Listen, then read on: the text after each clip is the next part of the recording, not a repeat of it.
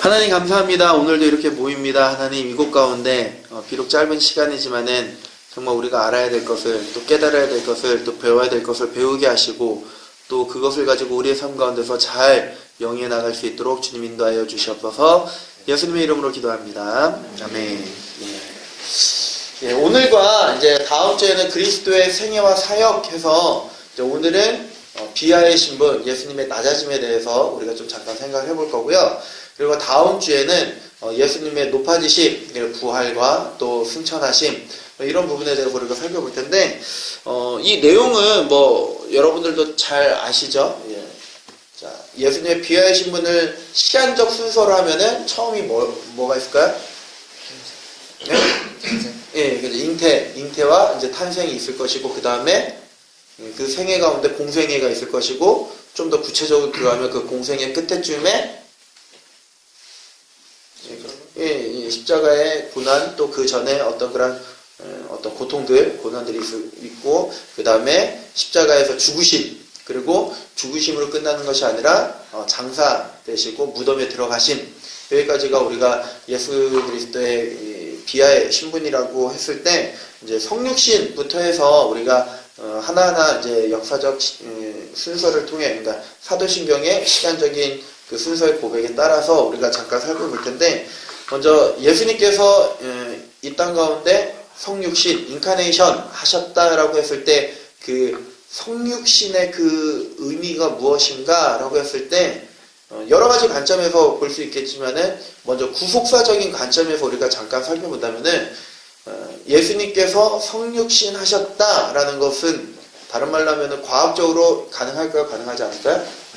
네, 가능하지 않아요. 왜냐면은 남자, 여자의 난자와 정자가 만나야지만 이게 잉태가 될 수, 수정이 되고 배란이 되고 했던 잉태가 될 수 있는데 예수님께서는 성령으로 잉태하셨다. 다른 말로 하면은 구속사적 관점에서 우리를 구원하시기 위해 이 땅에 오셨는데 그것이 어떤 인간의 방법이나 어떤 우연이나 어떤 그런 행위를 통해서가 아니라 오직 하나님만이 하실 수 있는 방법으로 오셨다라는 거예요.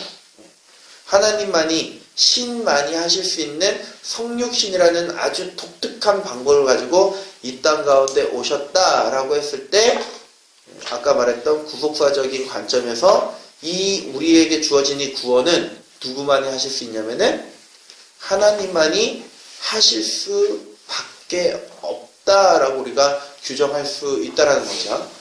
그랬을 때 뭐 사형리라던가 아니면 세상의 많은 종교 가운데서 인간의 어떤 노력들이나 뭐 인간의 해야 될 행위에 대해서 이야기하는 그들에게 있어서 성육신 사건 하나만으로도 그것이 아니라는 것을 말할 수가 있고요.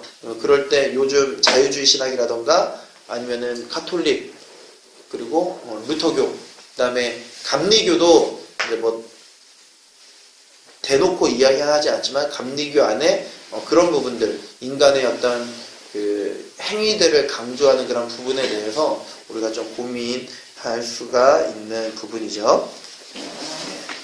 첫 장 넘어가고요. 그 다음에 이제 동정녀 마리아에게서 나셨다라고 했을 때 동정녀 마리아 제가 이걸 좀 치울까요?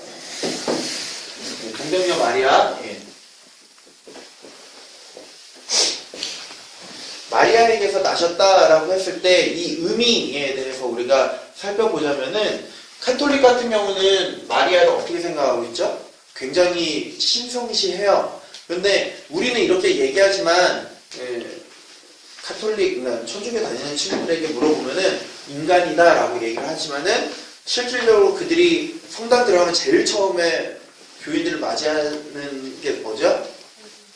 마리아 이렇게 기도하고 있는 이 동상이에요. 성상이라고 그러나요? 하여튼 그렇게 해서 사람들이 오면서 누구에게 먼저 기도를 하죠? 마리아 앞에서 마리아에게 기도해요. 왜? 왜 마리아 앞에서 기도할까요? 예? 요거 아시는 분은 뭐 틀려도 괜찮아요. 왜 마리아에게 기도할까요? 요셉도 있는데. 천주교에서 예. 말하는 내용은요. 예. 그냥 괜히 그분들이 하시는 내용은 마리아를 통해서 이제 기도해 달라고. 예, 그러니까 왜 마리아 이게? 아빠도 있는데 요셉도 있잖아요. 마리아가 나와서 행복해. 맞죠. 마리아가 나와서. 근데 마리아가 누구를 낳아요? 예수님을 낳아요. 예수님은 누구예요? 신이에요. 예. 그 천주교도 예수님을 신이라고 하나님이라고 얘기를 해요. 하나님이라고 얘기하는데 결국은 또 이거에 대해서 또 논의할 부분이 있지만 어찌됐든 예수 그리스도 하나님이신 예수 그리스도를 낳으셨어요. 누가? 마리아가. 자, 그러면은 누가 더 위대한 거예요? 마리아가 조금 더 위대한 거예요. 그러면 예수님께 기도를 해야 되는데 어떻게 해야 되냐? 우리는 하나님께 기도하기 위해서 중개자이신 예수님을 통해 기도하는 거잖아요. 그래서 우리가 기도할 때 누구의 이름? 예수님의 이름으로 기도하는 건데 마리아를 통해서 하나님께 예수님께 기도해 달라고 또 다른 중재자를 세우는 거예요. 마리아를 통해서. 간단하게 이야기하면 이렇게 돼요. 또 더 깊이 들어가면은 나눠야 될 것이 있지만은 그렇기 때문에 카톨릭 같은 경우는 마리아가 굉장히 중요해요. 그리고 마리아뿐만이 아니라 다른 여러 가지 성자들이 굉장히 중요한데 어쨌든 이렇게 본다라면은 그렇다면은 우리 입장에서 이 마리아를 어떻게 보아야 될 것인가? 이 문제가 좀 남아요.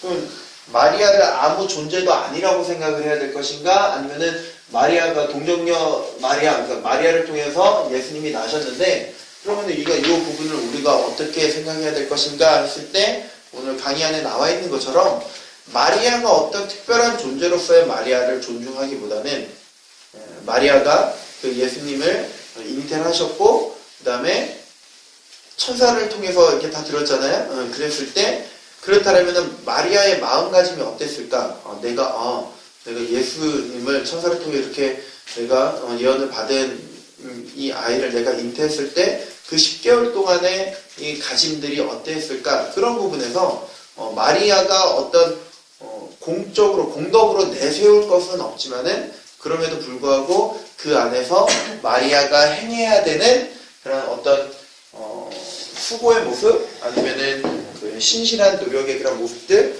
그런 관점에서 마리아를 보아야 되지 카톨릭과 같은 그런 관점에서 보면은 안 된다라고 이렇게 생각을 하면은 될 것 같고요. 그렇게 해서 그냥 이렇게 넘어가고 밑에 이제 본디오 빌라도에게 고난을 받으사 여기에서 이제 우리가 생각해야 될 게 예수 그리스도의 고난에 대해서 우리가 생각을 좀 하고자 하는데 지난 사도신경 때도 이 얘기를 했고 좀 우리가 고민을 했는데 우리는 그 고난이라고 하면은 예수 그리스도의 고난이라고 하면은 우리가 사순절 기간을 보내면서 언제를 고난 주간을 하죠? 마지막 한 주간을 고난 주간을 하잖아요. 그리고 예루살렘에 입성을 해서 잡혀가지고 고문도 당하시고 이런저렇게 끌려다니시다가 십자가에 못 박히시는 그 사건을 고난이라고 우리가 보통 생각을 하는데 실질적으로 이 고난이라고 하는 거는 예수 그리스도 안에서의 고난은 이제 전체성으로 이해를 해야 된다라는 거예요. 그러니까 어떤 한 부분에서만 예수님이 고난을 받으셨다는 것이 아니라 예수님이 인성을 취하신 바로 그때 마리아의 뱃속에서 수정됐은 그때부터 이미 고난이라는 거죠. 한 가지 지난 시간에도 이야기를 했지만 예수님이 처음에 인성과 신성을 가지고 계셨죠. 그쵸? 어디는 이거세요? 네. 자, 예수님이 한번 해볼게요. 자, 1번 예수님이 신성만 가지고 계셨다. 2번 인성만 가지고 계셨다. 3번 인성과 신성 둘 다 처음부터 가지고 계셨다. 답은? 네? 3번 1번이에요. 1번. 예. 예수님이요 인성을 처음부터 가지고 계시지 않으셨어요. 예. 인성, 인간의 몸을 가지고 계시지 않으셨어요. 예. 그러나 우리를 위해 친히 동정녀 마리아에게 잉태되시면서 인성을 취하신 거예요. 예. 그 전부터 인성이 있었던 게 아니라 신성만 가지고 계시다가 인성을 취하신 거예요. 그러면 지금은 어떻게 되느냐? 이제 다음 시간에 배우겠지만은 예수님께서 인성과 신성 두 개를 지금도 가지고 계세요. 이거를 우리는 부활체라고 표현도 하고 변화체라고 표현을 해요. 그래서 부활체의 모습으로 있는데 예수 그리스도의 인성에 있어서는 저 하늘나라에 계시지만 그의 신성으로서는 우리와 함께 한다라고 표현하는 맞아요. 근데 그것이 아니라 예수 그리스도의 인성도 우리와 함께 한다라고 표현을 하면은 그게 문제가 될 수가 있어요. 이제 이 문제에 대해서는 성찬식 때 이야기되죠. 성찬식 때 이야기하면서 그 카톨릭 같은 경우는 화채설, 그래서 신부가 사제가 기도를 하면은 그 피와 빵은 뭘로 변하죠? 예수님의 직접적인 살과 피로 변해요. 살과 피가 돼요. 또 뭐 그런 관점에서 했는데 우리는 그것이 아니고 영적 임재설이라 그래서 예수 그리스도의 신성이 우리와 함께 하시는 뭐 그런 식으로 이제 표현을 하는데 뭐 어찌됐든 간에 예수님께서 인성을 취하신 그때로부터 고난이시라는 거예요. 그리고 우리가 보통 되게 고난이라고 했을 때 고난은 고통과 같이 연결을 합니다. 그래서 고통과 같이 연결을 하고 그래서 많은 분들이 설교를 하실 때 예수님의 이 고난에 대해서 이 부분을 굉장히 강조를 해요. 예.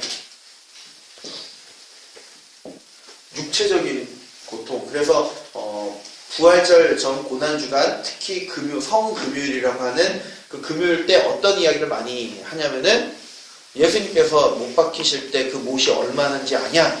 그 못이 실질적으로 크기는 요거보다 커야 30cm 정도 되고요. 두께는 한 요 정도에서 위로 올라가서 살짝 더 두꺼워요. 요 정도 되는 것이 박혔다고 생각하면 돼요. 예. 그렇게 못 박혔으면 얼마나 아프셨겠냐. 그리고 창으로 찔렸을 때, 그리고 실질적으로 십자가에서 죽을 땐 대개 죽는 경우가 심장마비, 그러니까 숨을 못 쉬어서 죽어요. 그러니까 처음에는 이렇게 매달려 있다가 처음에는 힘으로 버티고 있는데 나중에는 힘이 들다 보니까 사람이 축 처지면서 이게 막히면서 결국은 모든 진액을 뽑다가 대개 사이는 숨을 못 쉬면 심장마비인가요? 그래서 기도가 막혀서 죽어요. 숨을 못 쉬어서.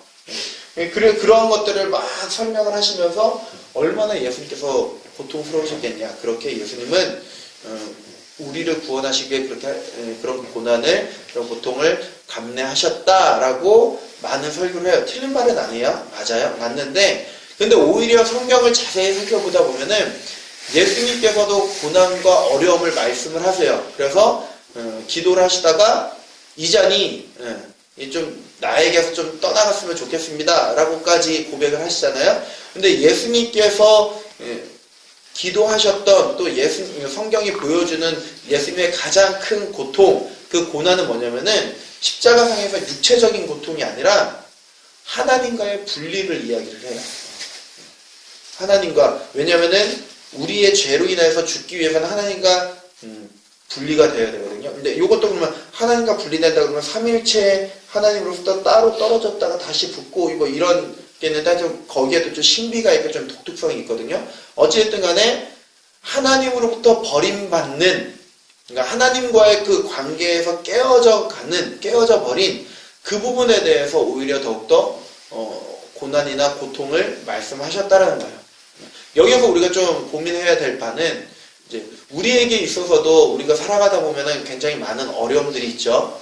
어려움들이 있고 아픔들이 있고 힘든 그런 것들이 있는데 그런 것에서 우리가 진정한 아픔과 고난은 어디에 우리가 더 초점을 맞춰야 되는가라고 했을 때 대개 우리는 하나님께 뭐 예배하지 못하고 하나님께 기도하지 못하고 우리 어떤 경건의 모습들을 늘 하나님과 교제하면서 교류하지 못하는 거에 대해선 고난이라 생각진 않아요. 그쵸, 쌤이야?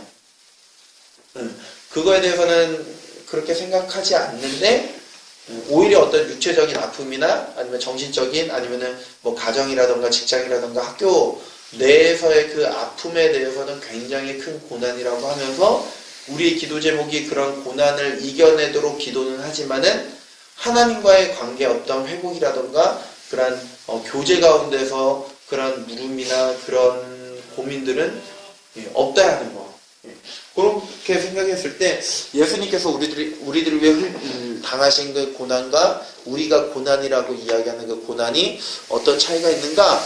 그거는 한번 좀 고민을 해봐야 되겠죠.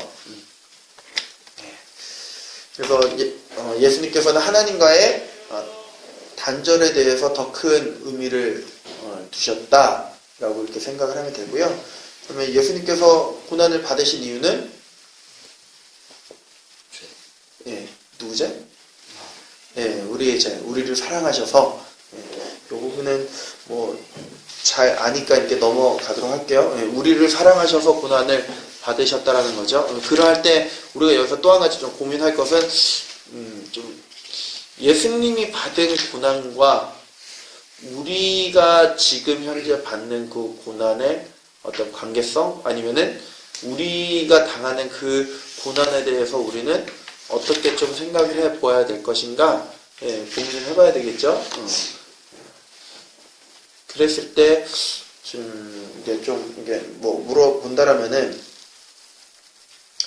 뭐 일단 차이점이야 분명하지만은 예수님이 당한 그 고난을 우리가 바라보면서 구속사적 관점에서 의미뿐만이 아니라 우리 실제의 어떤 삶 속에서의 그 의미를 찾는다라면은 뭐 어떤 모습에서 찾을 수 있을까요? 질문 좀 어렵나요? 생각해볼 시간이 필요한 거야? 예수님의 고난을 받으셨어요. 그런데 예수님은 고난을 받으셨는데 왜 받으셨냐면은 예수님에게 어떤 잘못이 있어서 받은 것이 아니라 전적으로 우리를 사랑하셔서 우리를 위해 대신 받으신 고난이에요. 그러니까 그 고난을 받을 조차 필요도 없으신 분인데 우리를 위해 받으셨단 말이에요. 그러니까 아무 죄 없이 그냥 받으신 거죠.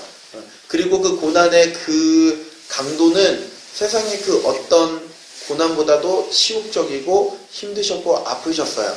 근데 여기에서 요 표현에서 우리가 좀 주의해야 될 것은 그렇기 때문에 어떤 인간적인 어떤 육체적인 고통의 뭐 강도를 따진다면은 예수님보다 더 아픈 고통을 당한 육체가 없다 이런 표현은 아니에요.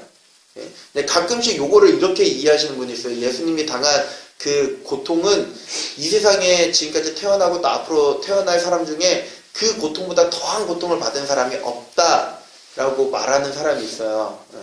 그건 아니에요. 예수님보다 더 고통을 당한 사람 있겠죠. 육체적으로.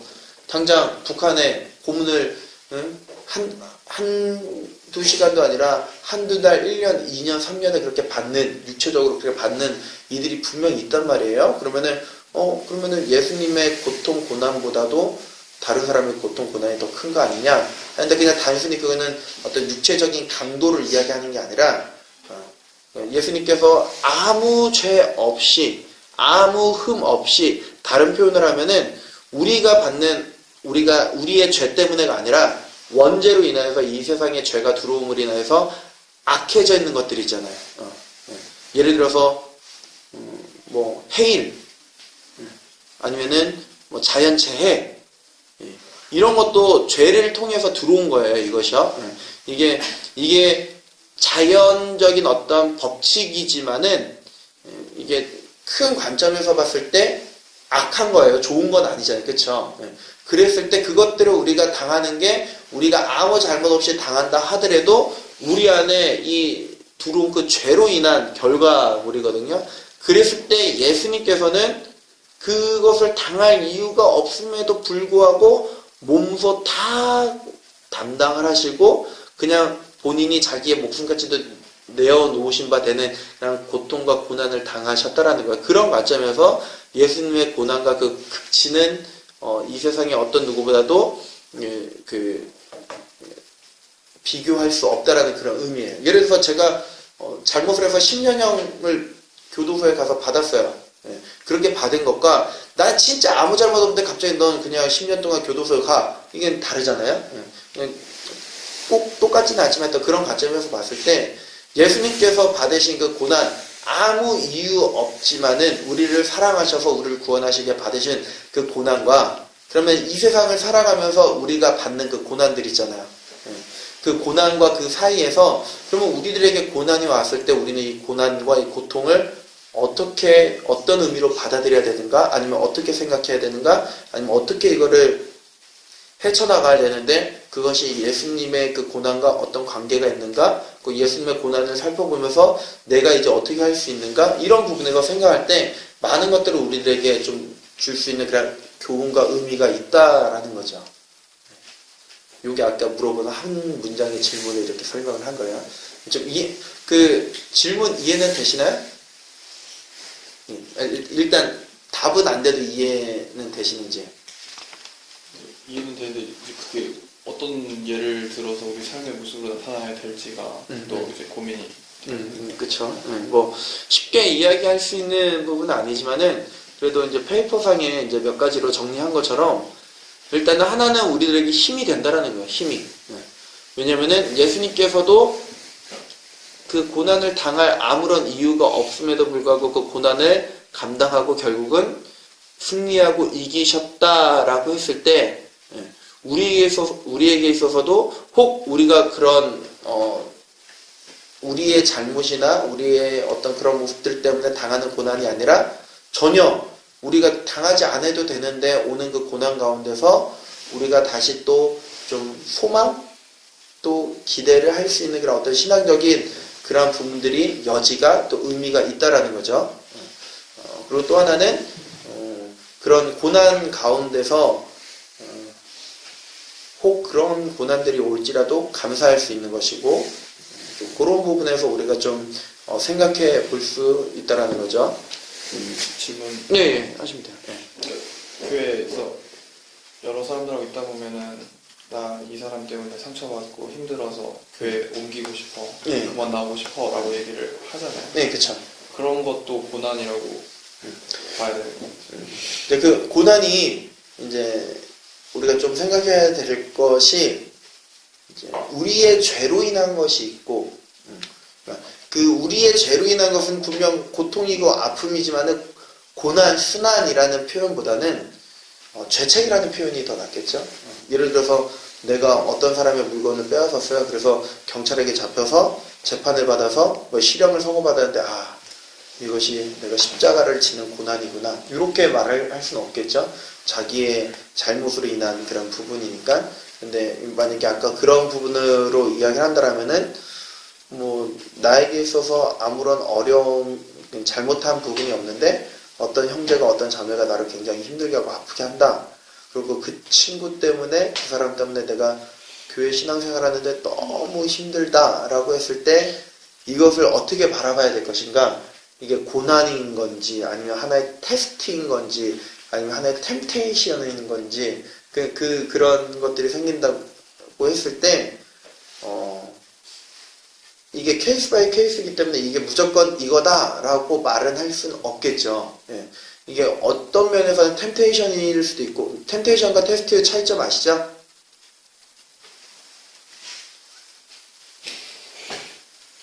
아시나요? 예. 예. 템테이션과 테스트는 좀 달라요. 그랬을 때 이게 어떤 의미로 오는지는 그 상황과 그런 환경들을 좀 잘 살펴봐야 되겠지만은 이제 예수님의 그 고난을 통해서 적어도 우리가 그 당시에 가질 수 있는 마음은 그런 마음이겠죠. 이제 그런 어려운 마음이 와서 그러면 그런 어려운 마음으로 뭐 나타나는 게 뭐 그 친구를 미워한다라던가 아니면 나의 마음에 불편한 마음들이 생길 수 있겠죠.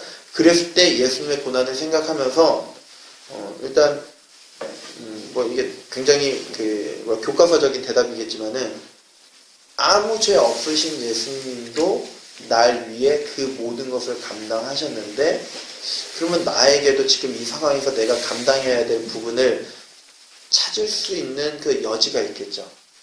그런 생각들, 그런 고민들. 이건 좀 교과서적인 대답이에요. 그랬을 때 그러면은 내가 어떻게 할 수 있을 것인가? 예수님의 어떤 그 십자가 비하 사건들을 보면서 그런 것들을 찾아갈 수 있는 그런 마음들이 생기게 되고 거기에서 이제 그것들을 이겨낼 수 있는 그런 마음들 가운데서 여러 가지 방법들 가운데서 그것들을 이제 찾아갈 수 있는 거겠죠. 저는 동준이 질문에 목사님 되게 정말 목사님 말씀에 교과서적으로 학문적으로 지금 대답을 해주셨잖아요. 예. 저도 조금 좀 동준이 질문에 대해서 제가 조금 얘기를 하자면 동준이가 지금 있잖아요. 이제 교회 생활하면서 부딪히는 인간관계 때문에 어려운 점이 많다고. 예. 그럴 때 그 어려움을 어떻게 받아들여야 되는지 그렇게 좀 해석을 했거든요. 지금. 저도 그런 적이 있고 주변 사람들이 그런 얘기를 한 적도 있고. 근데 그런 걸 주변에서 많이 봐요. 그리고 동준이뿐만이 아니라 많이 저도 그런 걸 많이 당했고 여러분 봤는데 제가 드는 생각은 좀 예수님도 고난 당한 거는 우리가 그걸 예를 들 필요가 없. 제 생각은요. 예수님은 우리 인간의 죄를 구원하시기 위해서 자기 피값으로 인간을 구원하신 거기 때문에 감히 동물의 아픔과 예수님의 아픔을 뭐 비교하자면 말도 안 된다고 생각하고요. 제가 말하고 싶은 건 동중의 아픔이나 교회에서 뿐만이 아니라 어떤 곳에서도 어려움을 받는다고 생각을 해요. 근데 그럴 때마다 그 어려움을 그냥 어려움으로 받아들이는 게 아니라 저는 항상 생각하는 게 그거거든요. 왜 이렇게 요즘 많은 사람들이 이렇게 힘들까 생각을 하다 보면은 짧게. 네, 자기 자신 너무 높이는 것 같아요. 그거에 문제가 있다고 생각을 해요. 항상 부딪히는 어려움은 자기가 낮아지는 게 제일 좋은 것 같아요. 자기 높이지 말고 낮아졌을 때 모든 어려움이 해결된다고 생각합니다. 예. 교회에서뿐만이 아니라 어떤 곳에서도 예, 알겠습니다. 간단히 보이는 것 같아요. 이제 교과서적인 또 대답이죠, 이것도요. 예, 그리고 아까 그거는 이제 이게 예수님의 그 고난이라는 관점에서 우리가 살펴봤기 때문에 그걸 연결한 것이고, 뭐 이제 그런 뭐 관계에 있어서 그런 관점을 어떤 관점에서 접근하냐에 따라서 뭐 그거는 이제 여러 가지를 이제 볼 수 있는 것이고, 뭐 어찌됐든 요 정도 선에서 이제 정리를 하고 좀 넘어가도록 할게요. 넘어가고 오늘 좀 늦게도 시작을 하고 그래가지고 또 분량도 많고 해서 막 깊게는 안 들어가고 짧게 그렇게 좀 개론식으로 이렇게 좀 살피도록 하겠습니다. 또 세 번째로 이제 십자가에 못 박혀 죽으셨다라고 했을 때 이제 우리가 몇 가지 할 수 있는 질문이, 그럼 왜 예수님께서 굳이 십자가에 못 박히셨는가? 예, 요거에 대해서 좀 우리가 생각을 해봐야 되고요.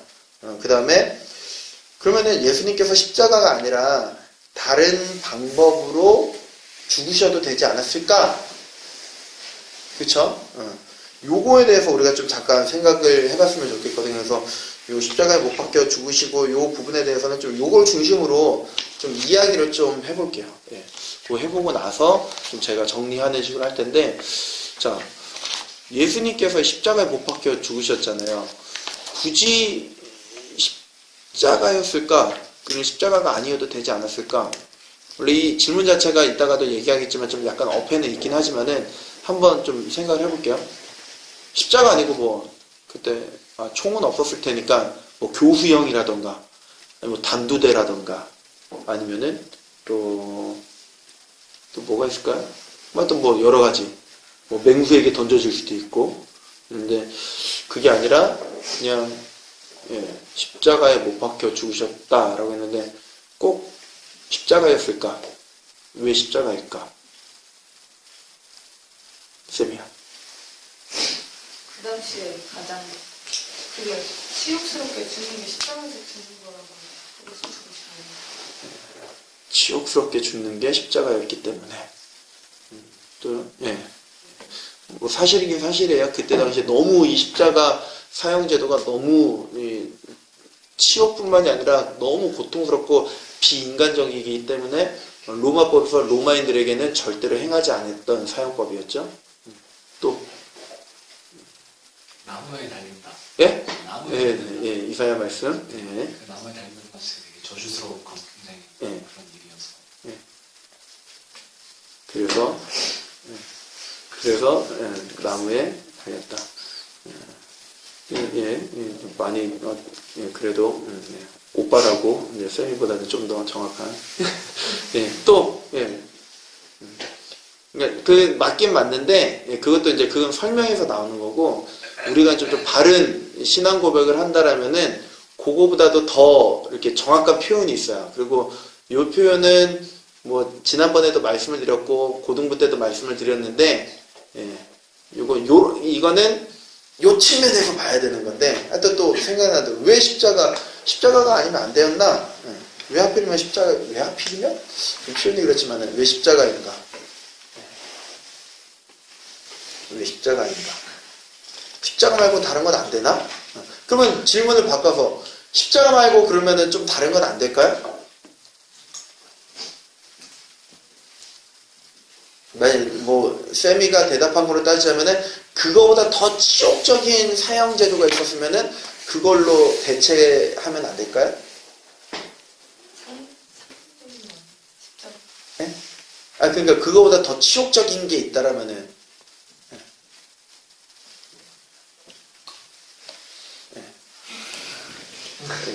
질문이 어렵나요? 그러니까 우리가 요거를 생각하면은 이제 우리 관점이라는 건데,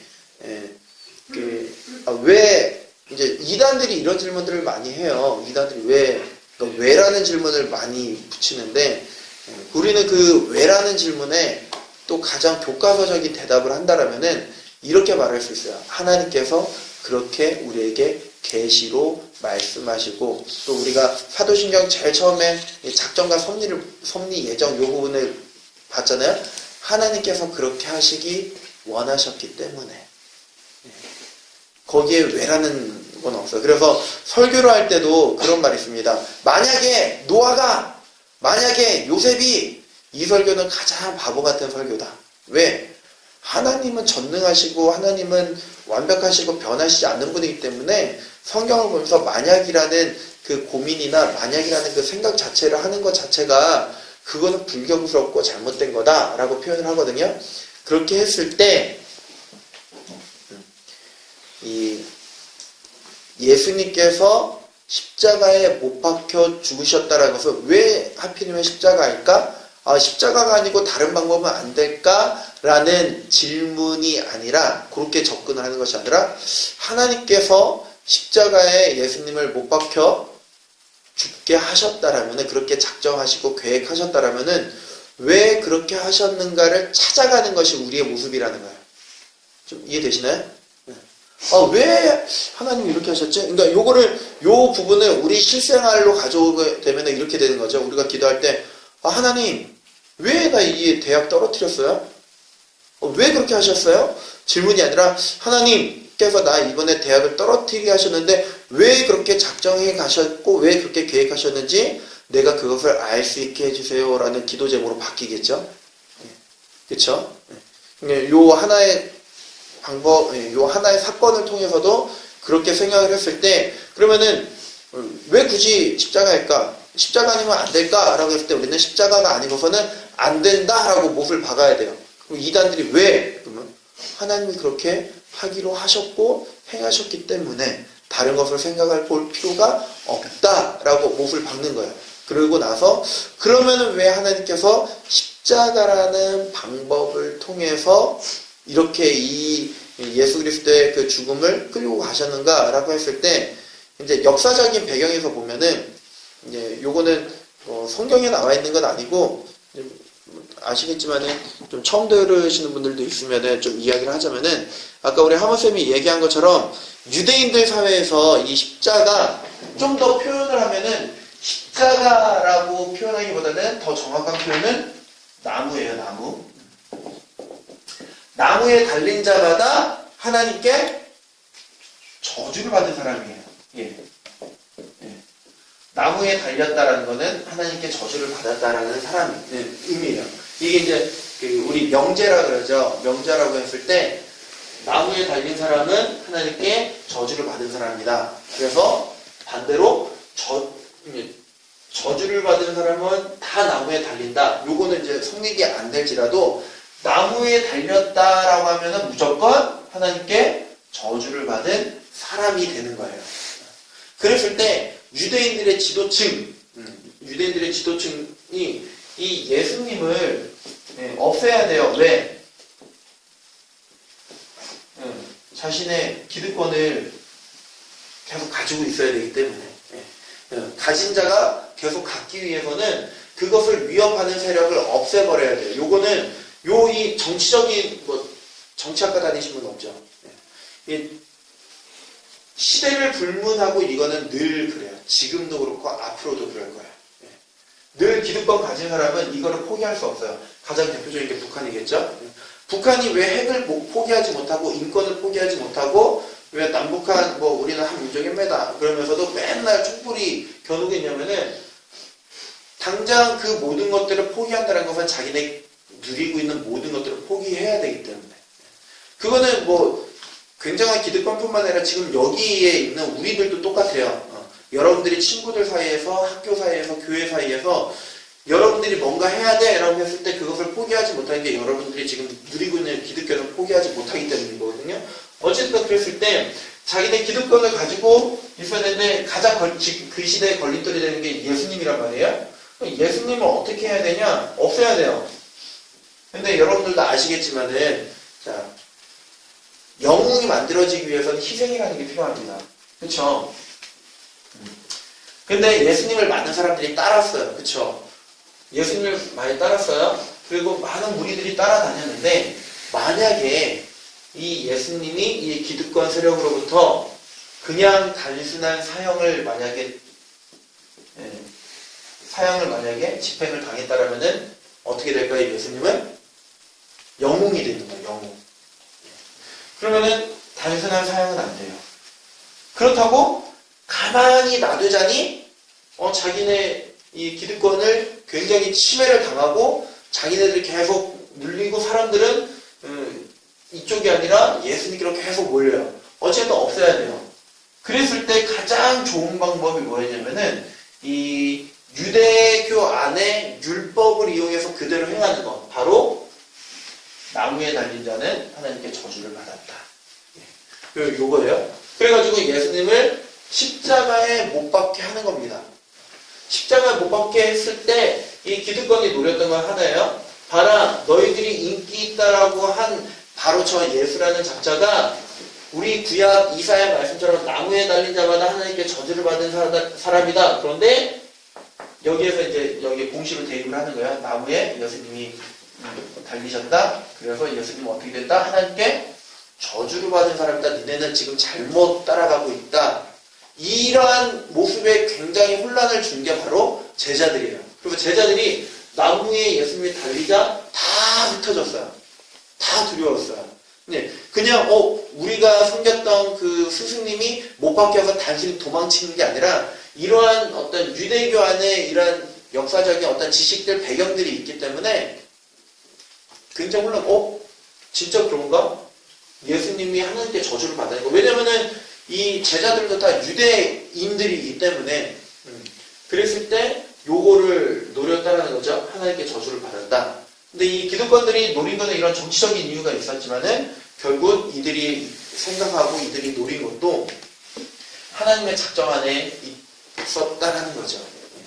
그랬을 때 요거를 좀 더 신학적으로 우리가 표현을 한다라면은 표현하기보다는 우리가 좀 더 신학적인 이유들을 바라본다면 요거는 어떤 역사적인 배경으로서 본다라면은 나무에 달린 자는 이게 맞아요? 나무에 달린 자는 하나님께 저주를 받은 거예요.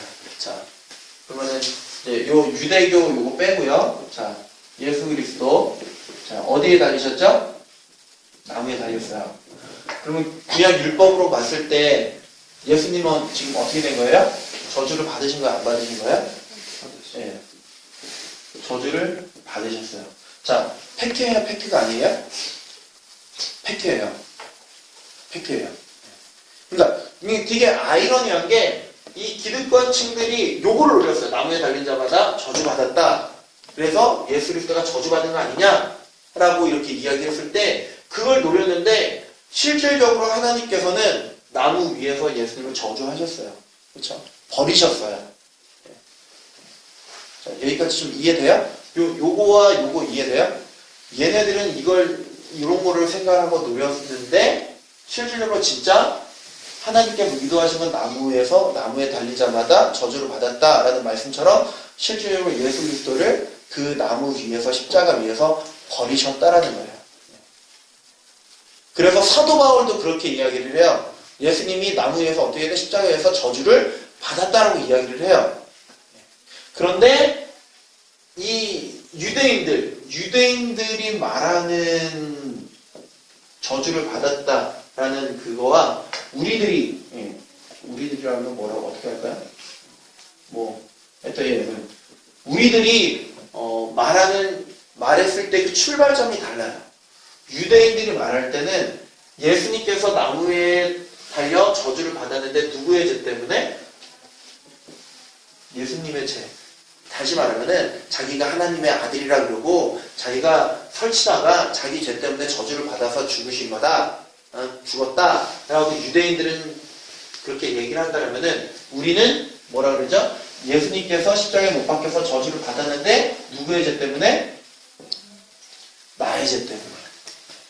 이게 다른 거예요. 이 저주는 누가 받아야 될 저주? 내가 받아야 될 저주를 받으신 거예요. 원래 예수님이 받아야 될 저주가 아니라 예수님이 나의 받아야 될 모든 형벌을 받으시고 십자가에서 죽으심으로 그 모든 형벌과 저주를 마땅히 감당하심으로 이제 나는 이 죄로 인해서 받아야 되는 죄 옆에는 늘 따라다니는 게 있어요. 형벌이에요. 예. 자, 이제 예수님께서 나의 모든 죄에 대한 형벌과 저주를 받으셨기 때문에 나는 이 형벌과 관계가 있다 없다? 관계가 없어요. 관계가 없어요. 우리는 관계가 없습니다. 그렇기 때문에 우리는 우리 어른들은 그렇게 많이 표현을 해요. 우리 부모님 세대들은 아이고 나의 죄 때문이야, 나의 죄 때문이야, 뭐 이런 표현을 한다던가. 그 다음에 여러분들은 잘 기억 못 하시겠지만은 한참 한국 교회 안에 유행했었던 게 가게의 저주를 끊어라 라는 책이 있었어요. 거의 베스트셀러였거든요. 가게의 저주를 끊어라. 뭐 그런 책이 있는데 그렇게 생각하면 안 된다라는 거. 아, 내가 나의 죄 때문에 요렇게 생각하면 안 된다는 거예요. 하여튼 예수님께서 우리의 모든 형벌을 다 감당하셨기 때문에 이제는 우리가 죄에 대한 어떤 값을 치를 일이 없다라는 거예요. 이제 여기까지 이야기를 하면은 이제 그렇게 생각하실 수 있는 분이 있죠. 그러면 우리 마음대로 살아도 되겠다. 어차피 예수님 안에 있으면은 죄에 대한 형벌을 우리가 질 필요가 없기 때문에. 어떻게 생각하세요? 이 부분에 대해 요거까지 한번 이야기를 해봅시다. 요거까지 이야기를 하고 좀 정리를 하고 좀 마치도록 할게요.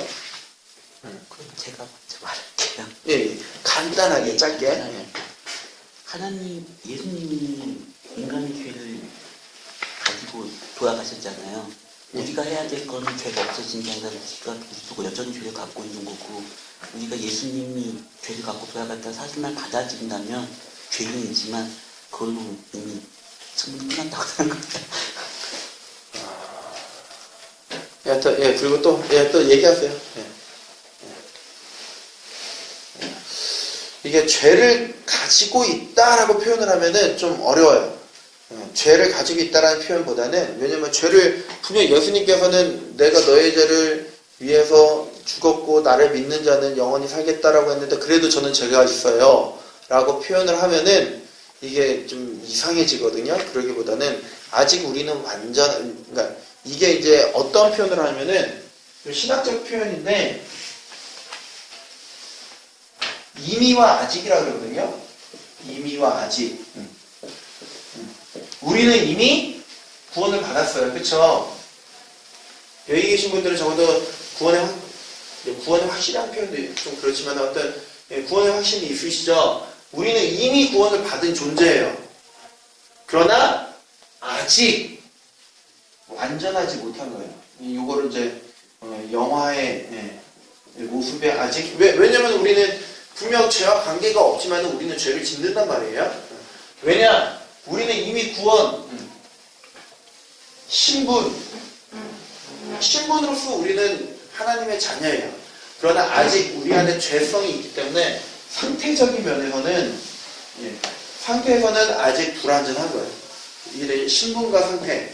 신분은 이미 요걸 표현하면서 우리 신앙의 선배들은 그 거지 왕자에 대해서 많이 표현을 해요. 거지가 있었는데 이 거지가 왕이 가다가 야, 너 이제 나의 자녀가 됐다라고 선포를 했는데 아직까지도 무슨 근성이 있는 거예요? 거지 근성이 있는 거예요. 뭐 이런 표현을 하는데 뭐 똑같지는 않지만은 좀 그런 개념으로 했을 때 우리 안에 죄가 있다면 죄성이 아직 남아 있는 거예요. 우리 육신 안에. 그런데 그것은 이제 예수 그리스도의 재림의 때 아니면 혹은 그때가 오기 전에 우리가 하나님 나라에 죽어서 먼저 갔을 경우에 죄성이 없이 영화의 단계로 들어가요. 그러나 그때도 완전한 건 아니고 예수님의 재림을 통해서 죽은 자까지 다 살아났을 때 그 육신까지 다 묻어면서 살아났을 때 그때 완전체로서의 그런 모습인 것이고 어떤 예수님이 재림의 때 전까지는 혹 우리가 죽더라도 분명 완전하고 분명 영화로운 모습이지만은 육신과의 아직 예수님과 같이 부활체의 모습은 아니기 때문에 아직은 완성의 단계는 아니에요. 왜냐면 예수님께서 부활하시면서 너희도 나와 같이 되겠다라고 했을 때 예수님께서 신성과 인성을 동시에 가지고 계셨잖아요. 그래서 우리도 그냥 단순히 어떤 영적인 부분만의 부활이 아니라 우리의 육신까지도 함께 부활체로서의 완전한, 근데 어떤 모습인지는 우리 모르죠. 근데 그런 부분들로 우리가 부활한다라고 우리가 생각할 수 있고요. 좀 다른 부분들은 좀 더 나눠야 될 것이 몇 개 좀 있긴 있는데 그거는 다음 주에 시작할 때 좀 이야기를 하고 우리 사도신경에는 없는 음부에 내려가사라는 고백이 보통 영어 사도신경에는 그 문구가 있거든요. 우리는 음부에 내려가서 그런 부분은 없잖아요. 그래서 그 부분에 대해서 좀 잠깐 다음 주에 이야기를 하고 나서 좀 마치는 걸로 하고요. 오늘 좀 많은 부분을 하려고 하다 보니까 그냥 거의 수박 겉핥기식으로 간 것 같아서 좀 죄송하긴 한데 분량이 이 부분이 워낙 많다 보니까 좀 깊게 들어가기가 힘든 부분들이 있어요. 그리고 한번 들어가면은 좀 길어져야 되는 부분이 있어서 좀 이렇게 뭉뚱그려서 개괄적으로만 이야기를 했고, 만약에 혹시 더 궁금한 게 있으면은 끝나고 물어보시도록 하고, 또 이야기가 안 된 부분들은 여기 성경 말씀하고 페이퍼를 보시면은 좀 이해가 되는 그런 부분도 있을 테니까 그렇게 이렇게 보셨으면 좋겠고, 오실 때 뭐 모든 강사나 교육자들이나 교수들이 이야기를 하지만은 페이퍼가 미리 나가니까 이렇게 한 번씩 읽고 오세요. 읽고 오시면은 제가 놓치고 간 부분에 대해서도 좀 알 수도 있고, 또 제가 시간은 적은데 많은 내용을 하다 보니까 이제 A, B, C 가야 되는데 갑자기 A, C 가는 경우에는 B를 이해 못하면 C가 이해 안 되는 경우가 있거든요.